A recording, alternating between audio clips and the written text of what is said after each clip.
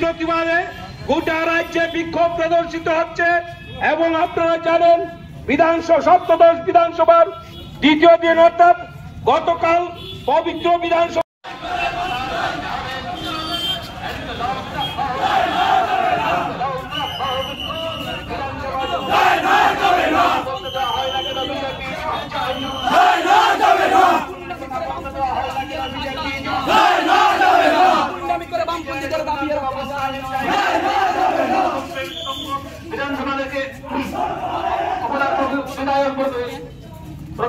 বহিষ্কার করতে হবে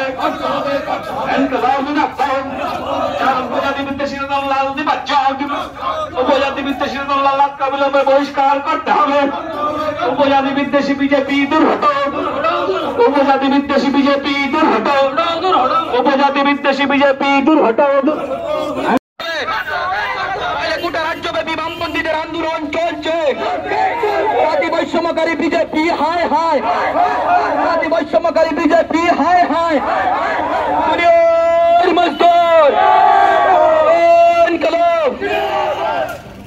মহকুমা কমিটির উদ্যোগে সমাবেশে মিলিত হয়েছি।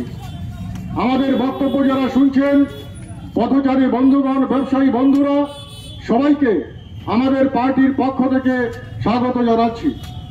আপনারা ইতিমধ্যে শুনেছেন যে আমাদের পবিত্র বিধানসভায় বাজেট অধিবেশন শুরু হয়েছে।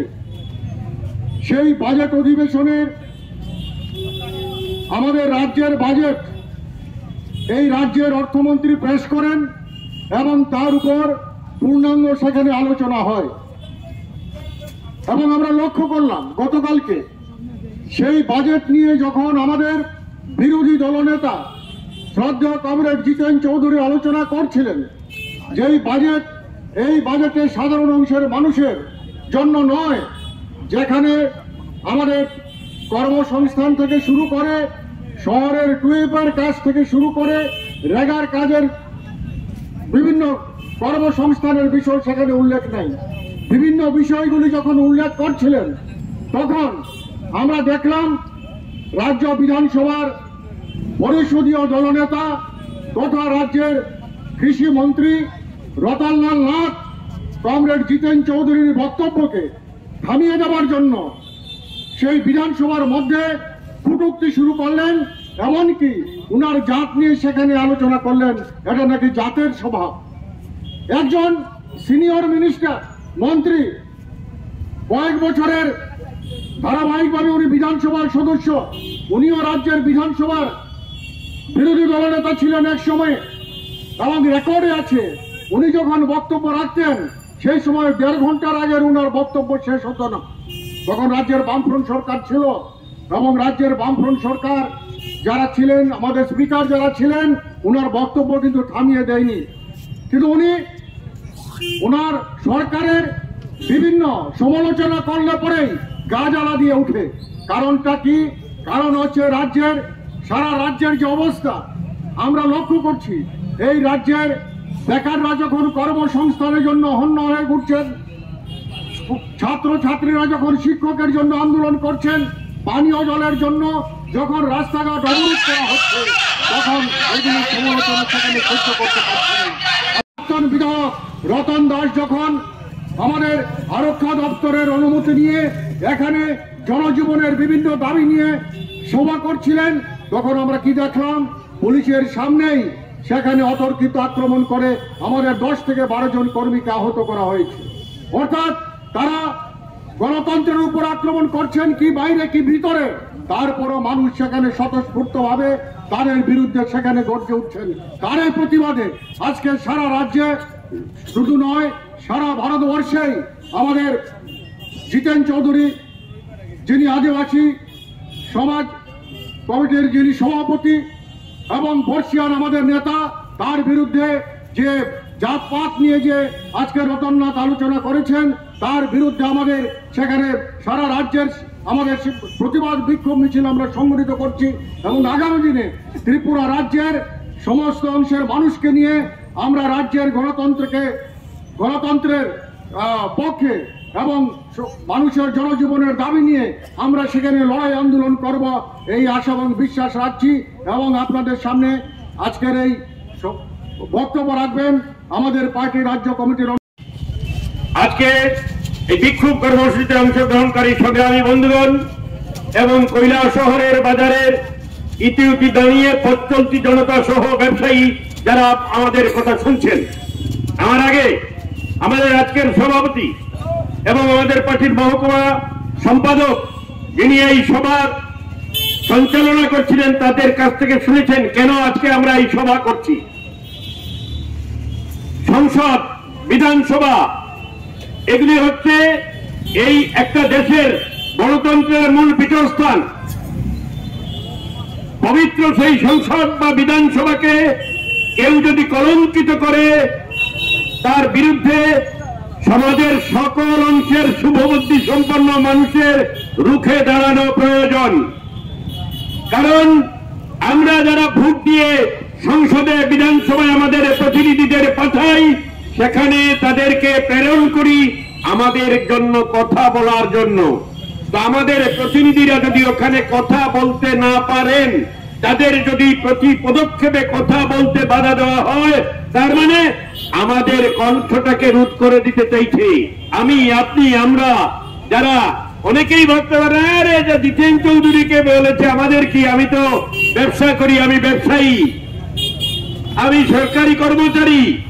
বিষয়টা তা না। সংসদের ভেতরে, বিধানসভার ভেতরেই নির্বাচিত প্রতিনিধিকে যদি কথা বলতে না দেয়, তাহলে আপনি তো কুঞ্ছার ব্যবসায়ী, কর্মচারী, আপনি কেউ তো কথা বলতে দেবে না। তো প্রতিবাদ যদি প্রথম থেকে না করেন, আগামী দিন এমন হবে আপনার ঘরে এসে আপনার মুখ সেলাই করে দিয়ে যাবে, আপনি কিছু বলতে পারবেন না। তাই আমরা সব অংশের মানুষের কাছে আহ্বান রাখছি প্রতিবাদে সোচ্চার হওয়ার জন্য। এই সংসদে আমরা দেখেছি, বিধানসভায় আমরা দেখেছি, এই রতনলাল নাথ প্রায় 14 বছর বিরোধী দলের নেতা ছিলেন। তিনি দীর্ঘদিন বিরোধী দলের নেতা ছিলেন। বিধানসভার বাজেট অধিবেশনে যেদিন বাজেট সরকারের তরফ থেকে অর্থ দপ্তরের যিনি দায়িত্বপ্রাপ্ত মন্ত্রী, যিনি বাজেট পেশ করেন, তারপর সেই বাজেটের ত্রুটি বিচ্যুতি এগুলি নিয়ে সরকার পক্ষ এবং বিরোধী পক্ষ বিভিন্ন দিক নিয়ে সমালোচনা, আত্মসমালোচনা, বিভিন্ন দিক নিয়ে আলোচনা করেন। সরকার পক্ষ বাজেটের পক্ষে কথা বলেন, বিরোধী পক্ষ বাজেটের কোথায় কোথায় ত্রুটি তুলে ধরেন এবং বিরোধী দলনেতাকে সেখানে সবচেয়ে বেশি সময় দেওয়া হয়।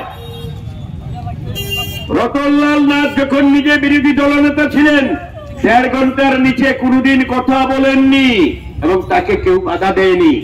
আপনারাও দেখেছেন এই কৈলাসহর ওই যে মোটর স্ট্যান্ডে এখন যেখানে নেতাজি মূর্তি, তার পাশে 2004 সালের জুলাই মাসের 22 তারিখে ওইখানে মঞ্চ বেঁধে তিনি মিটিং করছিলেন।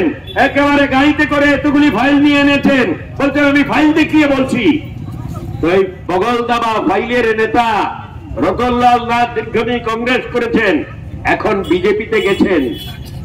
এবার বিজেপির কাছে সবচেয়ে বেশি বিশ্বস্ত তা প্রমাণ করার জন্য ওই যে ছোটবেলা কবিতা পড়েছিলাম, বাবু যত বলে পারিষদ দলে বলে তার শতগুণ, তাই তিনি নিজেকে সাচ্চা বিজেপি প্রমাণ করার জন্য বিধানসভায় মুখ্যমন্ত্রীকে পাশে রাখিয়ে, মুখ্যমন্ত্রী কথা বলছেন না, তিনি সবসময় সেখানে খবরদারি করছেন। এই লক্ষণটাও ভালো না।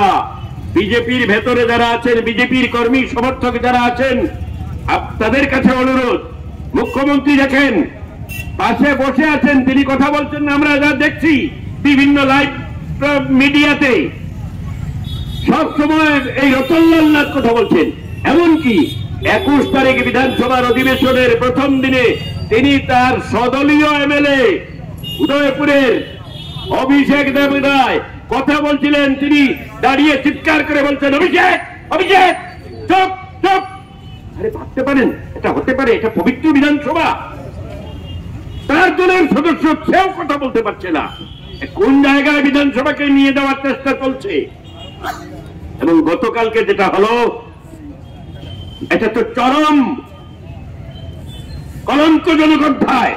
ত্রিপুরা রাজ্যের বিধানসভার ইতিহাসে এরকম কলঙ্কজনক অধ্যায়, কলঙ্কজনক দিন আর ছিল না। এটা ত্রিপুরা রাজ্যের বিধানসভার ইতিহাসে কলঙ্কজনক দিন হিসাবে চিহ্নিত হল। বিধানসভার ভিতরে, পবিত্র বিধানসভার ভেতরে, সেখানে কারোর জাতি পরিচয় নিয়ে তাকে টিপ্পণী করা হলো। এটাই আরএসএস, বিজেপি, ওই যে আমরা যে বলছি নয়া ফেসিবাদ, নয়া ফেসিবাদীদের ষড়যন্ত্র, নয়া ফেসিবাদীদের পদক্ষেপ অনুসারেই রতনলাল নাথ এই কাজ করছেন। কারণ তারা বিশ্বাস করে ভারতবর্ষের সংবিধান না, তারা বিশ্বাস করে সংহিতাকে, মনুস্মৃতিকে, মনুস্মৃতির বিধান অনুসারে দেশকে পরিচালনা করবে। এটাই তাদের ঘটনা। যেদিন 1947 সালে দেশের সংবিধান গ্রহণ করা হয়, সেই সময়েও এই আরএসএস বলেছিল এই সংবিধান না, ভারতবর্ষ পরিচালিত হবে কার দ্বারা? মনুস্মৃতির বিধান অনুসারে। তারা এই সংবিধানের বিরোধিতা করেছিল। আরএসএস এর হেডকোয়ার্টারে ভারতের জাতীয় পতাকা উত্তোলন করেনি তারা 2002 সাল পর্যন্ত নাগপুরে, ওইখানে ভাগুয়া গেরুয়া পতাকা তুলে তারা এই দেশের স্বাধীনতা, এই যে সংবিধান, তার সাথে একমত না। এবং তারা নতুন করে সংবিধান সংশোধন করে হিন্দুত্ববাদী কায়দায় ওই মনু সংস্কৃতিকে, মনু সংহিতাকে নিয়ে আসার চেষ্টা করছেন। অনেকেই ভাবতে পারেন হিন্দু ধর্ম আর হিন্দুত্ববাদ এক না। হিন্দু ধর্মের যারা ধার্মিক আছেন আমরা তাদেরকে শ্রদ্ধা করি, নমস্কার জানাই। ধর্ম মানুষের বিশ্বাস। হিন্দু, মুসলমান, বৌদ্ধ, জৈন, খ্রিস্টান, যে কোনো ধর্মের মানুষ আপনি আপনার ধর্ম চর্চা করবেন, তাতে কোনো আপত্তি নেই। আমরা কমিউনিস্ট সেখানে বাধা দেই না। আমরা মানুষের এই বিশ্বাসকে শ্রদ্ধা করি, সম্মান জানাই। কিন্তু হিন্দুত্ব আর হিন্দু ধর্ম এক না। বিজেপির যে হিন্দুত্ব, এই হিন্দুত্বের যিনি প্রচার করেছিলেন বিনায়ক দামোদর সাভারকর, তিনি যখন বই লিখেছিলেন যে হিন্দুত্ব, সেখানেই তিনি বলে গেছেন হিন্দুত্ব আর হিন্দু ধর্ম এক না। Hindutva is a political agenda. Hindutva হলো একটা রাজনৈতিক ইস্যু। হিন্দু ধর্মের মানুষকে হিন্দুত্বের ট্যাবলেট